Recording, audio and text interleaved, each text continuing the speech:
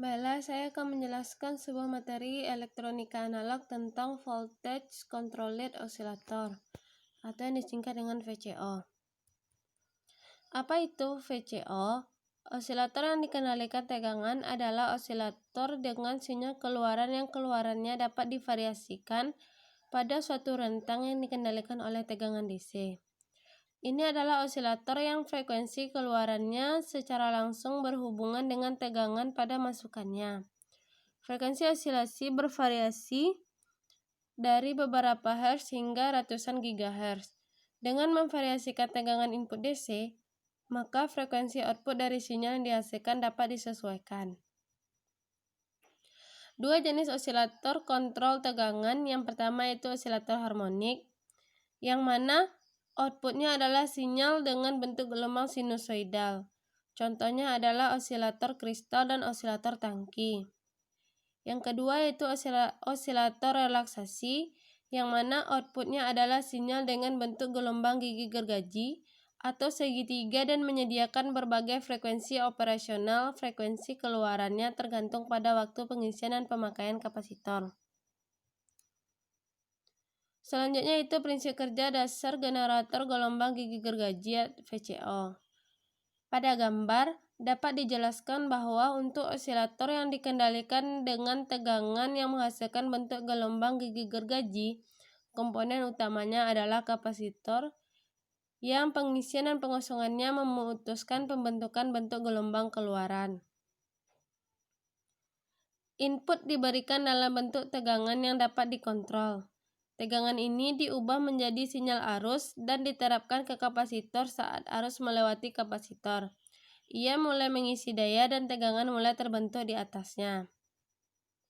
Selanjutnya itu aplikasi VCO. Yang pertama pada peralatan jamming elektronik, yang kedua pada generator fungsi, yang ketiga pada produksi musik elektronik untuk produksi berbagai jenis kebisingan, yang keempat pada loop terkunci fase, dan yang kelima pada penyintesis frekuensi digunakan di sirkuit komunikasi.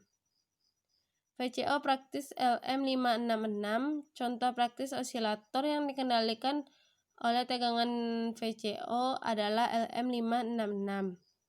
LM566 adalah VCO serbaguna yang dapat digunakan untuk menghasilkan gelombang persegi dan bentuk gelombang segitiga sebagai tegangan input fungsi. LM566 ditentukan untuk operasi pada kisaran suhu 0 derajat Celcius hingga 70 derajat Celcius. Frekuensi yang merupakan fungsi linear dari tegangan pengontrol. Frekuensi juga dapat dikontrol oleh resistor dan kapasitor eksternal yang nilainya mengontrol frekuensi yang berjalan bebas. Dapat kita lihat pada gambar. Gambar tersebut dapat dideskripsikan, yaitu pada pin 1 terdapat ground, pada pin 2 terdapat tidak ada koneksi atau NC, pada pin 3 terdapat output gelombang persegi, pada pin 4 terdapat output gelombang segitiga, pada pin 5 terdapat input modulasi,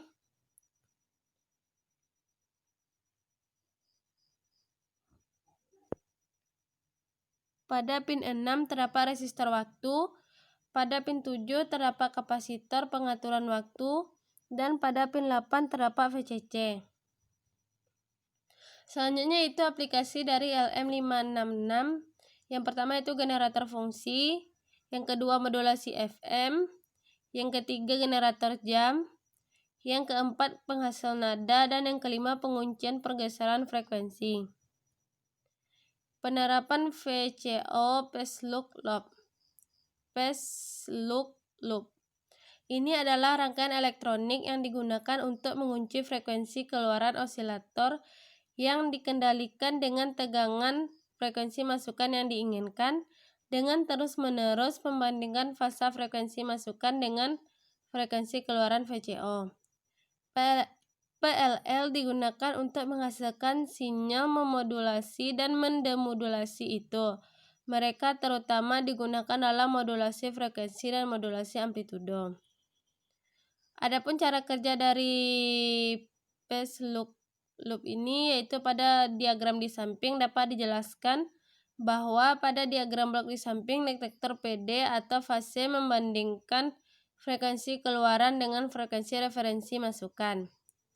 Jika terjadi ketidaksesuaian, detektor fase menghasilkan sinyal kesalahan yang disaring menggunakan filter akses rendah untuk menghilangkan kebisingan, dan sinyal ini diterapkan ke osilator yang dikendalikan tegangan untuk menghasilkan frekuensi keluaran. Frekuensi keluaran ini diberikan ke detektor fase melalui pembagian dengan pencacaan yang membagi frekuensi keluaran dengan sejumlah N.